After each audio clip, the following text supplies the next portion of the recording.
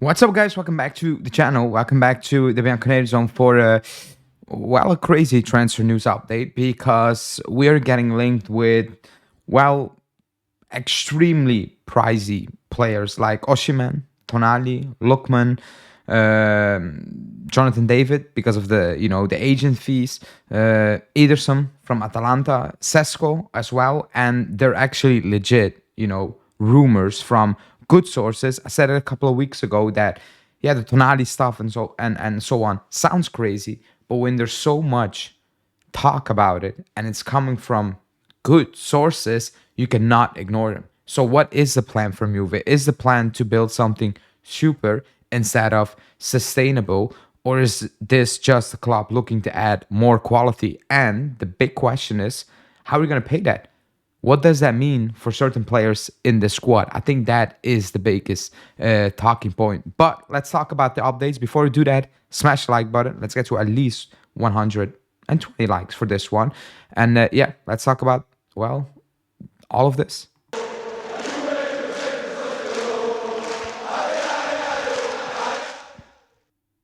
Okay, so like I said, the news is crazy, but it's from Mirko Di Natale. And Mirko Di Natale started talking about Jonathan David, that a lot of clubs are interested in him.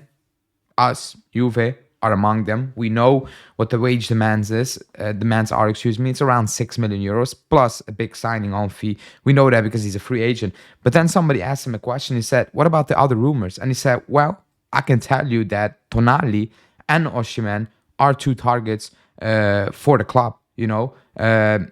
In the attack, it's not just Osimhen, it's Jonathan David, as he mentioned already. It's Lookman, as we know. And he said it's Sesko from Leipzig as well is on that list."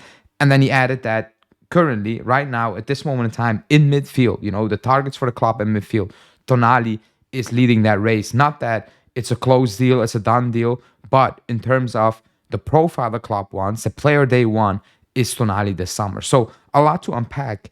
So let's get started, because if you're getting linked, let's start with Osimhen, for example.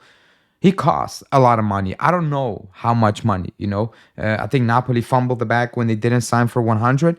When you go to Galatasaray on loan, with all due respect to Galatasaray, who are a massive club, in my opinion, no club is going to pay you the premium, because the situation as a club. You loaned out, being Napoli, you're one of the best strikers in the world, to Galatasaray for a reason, and that reason is also the worrying part, besides the transfer fee you're going to pay him and the ridiculous wages he's on. That's the main thing as well.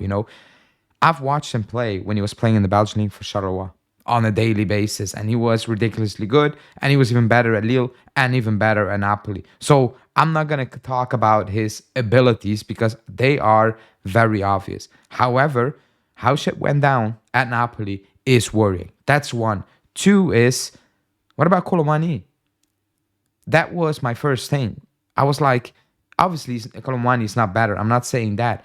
But I was thinking about it, because Mirko Di Natale said also, hey, we're definitely signing Sesko. So I was sitting back. I was like, who the hell are we going to sell? Or is the club sitting there and being like, Conceição, we're not going to buy you. Vlahovic, you're gone. Colomani, you're staying, but you're going to be one of the wingers. And we're going to get a new striker in. And Yildiz, who everybody hopes is not leaving, obviously. And we're going off the premises that we get Champions League football. I think everybody's looking at being like, maybe Yildiz goes on the other side. And that's how we're going to play. That's the only thought process. Sesko costs a lot of money as well. Leipzig are not selling him for peanuts. They're selling him for big bucks, because teams need strikers. Premier League clubs need strikers. So these options are not cheap. Lookman is not cheap. That brings me to Tonali. In that midfield, I think everybody, if I ask you the question, on a scale of 1 to 10, and 10 being, he's going to stay, and 1 being, he's gone, what will your rating be? What will your scale value be of Douglas Luiz staying at the club next season? I'm going to say it's at a 4. with me. I don't have a feeling he's going to stay. And not because I don't think the club thinks he's a bad player, but because the club knows he has value and he has potential to make a move to the Premier League without an issue.